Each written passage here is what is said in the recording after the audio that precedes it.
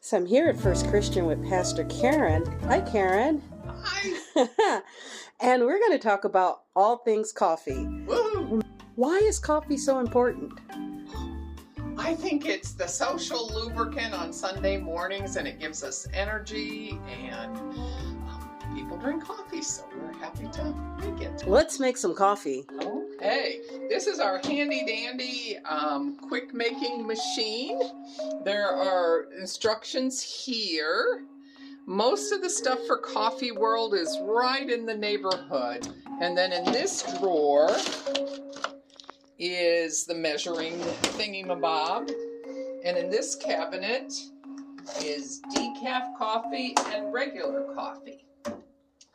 And so we make 1 pot of decaf on Sunday mornings and 2 pots of high octane. And so the first thing you do is get one of the filter baskets out.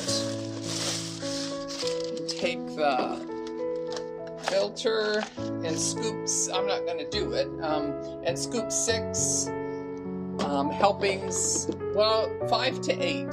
Some of us like it stronger, so 8, and some people like it so you can see through it, and that's 4 or 5. But I usually do 6 on a Sunday morning.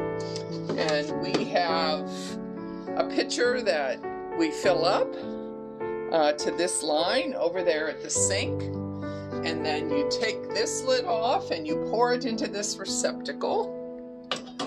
And there's water heating all the time in here, and it will pour through the coffee grounds. Then you can start by turning on.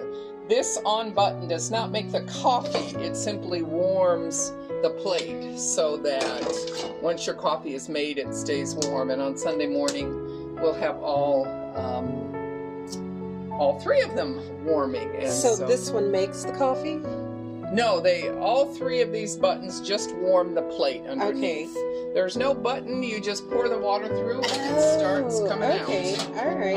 Yeah, it's kind of odd, but it sort of displaces what's already in there heating. Got it. And then it squirts through here and down into the pot. In this cabinet, sometimes if you're making coffee, we also do a pot of just hot water for the tea drinkers. And so there are all kinds of teas here that we can put out. There's hot chocolate and hot cider. And there's this handy dandy little tray that we put out that has stir rods, honey, stevia, sugar, half and half containers. It is like being in Starbucks. I don't know how to do the fancy hearts though on the top, but I don't think it can be church unless there's half and half. Okay. We do have the white powder stuff, but if that's what you like, you can have that too. So that's the basics of coffee. What time would one make the coffee? Oh, that's a good question. It would be good to have it done by 10 or 10:15. Okay.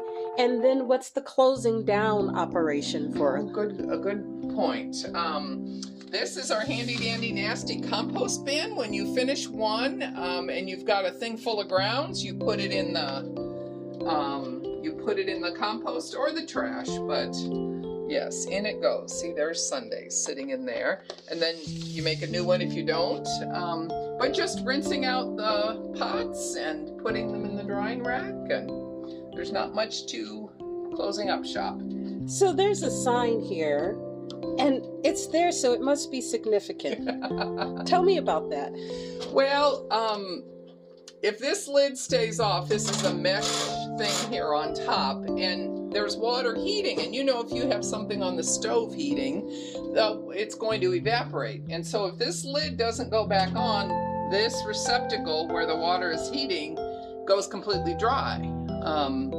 And that's coffee making point 2.0. Because sometimes on a Sunday morning, if you pour a full pot in here and it hasn't been used all week, and especially if the lid's been off, but even if it's on, you may only get this much.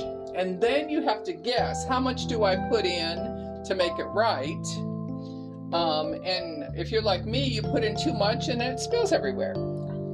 Yes. But the other reality is, even before you put in your first pot, what a lot of people do, and I'm too impatient, is they pour a full empty pot through just to get all things right again. And so you can do that. But some people think this is a lid that come from some pot and somebody put it on top of the coffee maker, but it is an integral part of the machine.